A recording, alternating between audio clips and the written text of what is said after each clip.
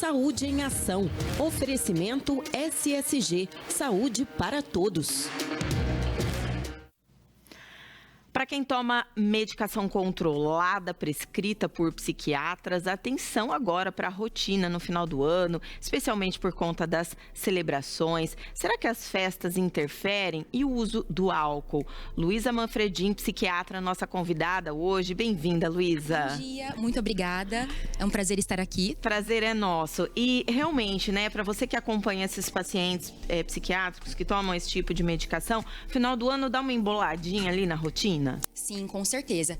E isso, assim, tanto de maneira consciente, né? Muitos pacientes optam realmente por parar a medicação ou reduzir dose, ou de maneira inconsciente, realmente pela rotina, né? Muitas demandas.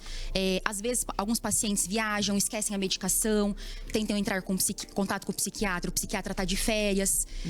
Em relação a esses, né, que param conscientemente, eles param muitas vezes por alguns mitos que nós temos. Quais? Então, por exemplo, né?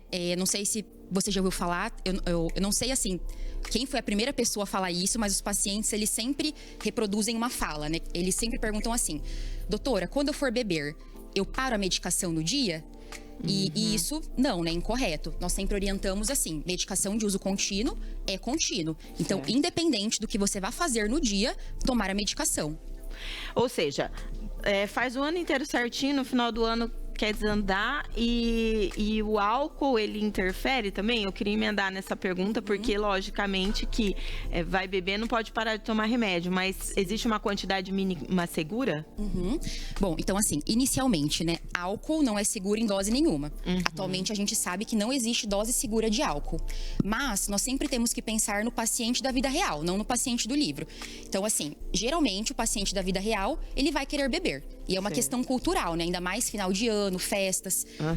Então, o que nós sempre orientamos, né? Individualizar caso a caso. Então, por exemplo, seu João tem ansiedade, fui lá, prescrevi estalopram, ficou bem, e eu sei que ele não abre mão de uma cervejinha no final do ano. Então, eu permito que o seu João tome a cervejinha dele. Mas existem medicações específicas que têm contraindicação absoluta. Então, quais seriam elas, né?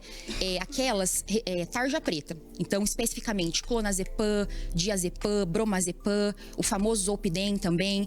Então, essas medicações, elas realmente são contraindicadas, porque o que acontece? Tanto o álcool quanto elas mexem numa substanciazinha que a gente tem no cérebro que chama GABA. E essa substância faz depressão. Ela faz depressão cardiorrespiratória. Então, misturar as duas drogas, né, tanto o álcool com as medicações, pode inclusive dar depressão cardiorrespiratória e parada cardíaca. Então é bem sério. E tem gente que esquece, não é nem aquela questão consciente, mas nossa, com aquela correria de final de ano, e aí o que faz? Se esqueceu, vai tomar 2 depois para compensar ou não? Essa também é uma dúvida bem comum. Então assim, o que eu sempre oriento, né? Esqueceu, na hora que lembrar, se for no mesmo dia, toma medicação. Agora, depende muito também de qual é o objetivo da medicação. Então, por exemplo, se é uma medicação que o paciente usa especificamente para o sono, se ele lembrar de manhã, obviamente não pode tomar, porque vai interferir, vai dar sonolência de dia.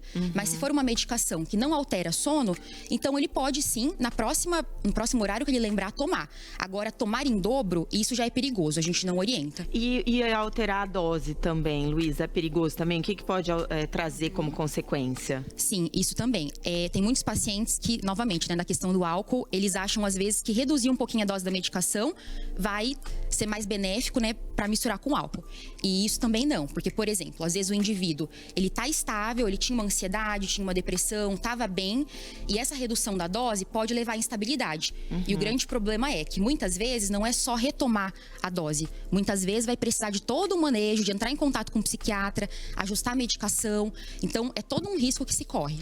Você até falou de uma questão que eu também ouço bastante, meu psiquiatra está de férias, então tem que se programar antes, porque senão depois ele não vai ter a quem recorrer nem pegar uma receita, né? Sim, isso com certeza. Eu sempre também oriento os meus pacientes, né? Por exemplo, desde novembro eu já deixo um recado falando quais serão os dias de férias para eles se programarem. Então, assim, marcarem a consulta antes, não deixarem para a última hora, já calcularem, né, a quantidade necessária de medicação para esse período. Então, isso é importante. E que cuidados, assim, assim que você coloca, né, uma orientação mesmo geral para os pacientes, para eles se sentirem bem. Eu tomo medicação, mas eu fico bem. E também em relação às festas, porque eu acho que isso causa um pouquinho mais de ansiedade e tristeza em algumas pessoas. Sim, com certeza. Então, inicialmente, né, se for beber, né, como eu já comentei, quais medicações não podem de jeito nenhum. Então, nesse caso, não beber. Sim. Mas se for beber, tentar beber de maneira moderada. Sempre ingerir bastante água, se manter hidratado. Não só beber, sempre também estar de estômago cheio. Ir comendo, né, entre as doses. Evitar a embriaguez. Então, assim, beber um pouco para socializar, ok, né? Mas tentar ver esse limite, assim. Quando começa a se embriagar, perder o controle. E também, assim, aproveitar, né? Porque, geralmente, já são pacientes que passaram por dificuldades, né? Se estavam em tratamento é porque alguma coisa não estava certo. Então, tem que aproveitar esse momento. E não sei se é o caso. Às vezes a pessoa não bebe, mas ela quer aumentar a medicação porque no final do ano ela tem alguns gatilhos. Isso também é errado. É errado. E assim, isso é uma coisa importante, né? Porque é algo que ela deve levar ao psiquiatra na consulta. Então, por exemplo, se é muito comum, né? Tem certos pacientes, tem dois tipos de pacientes. Tem alguns pacientes que gostam muito do período de final de ano, é muito positivo. E tem alguns que não, por questões pessoais, familiares. Então, esses pacientes especificamente, se eles já percebem que é um período frágil para eles têm que levar isso ao psiquiatra, se eles não estão se sentindo bem, né? Previamente, já fazer um ajuste, já elaborar estratégias, né? Para evitar uma piora. Ai, que legal. Muito legal suas orientações. Obrigada pela presença, Muito obrigada, Luísa. eu que agradeço. Seu final de ano seja bem em paz. Então, tá, pra você também.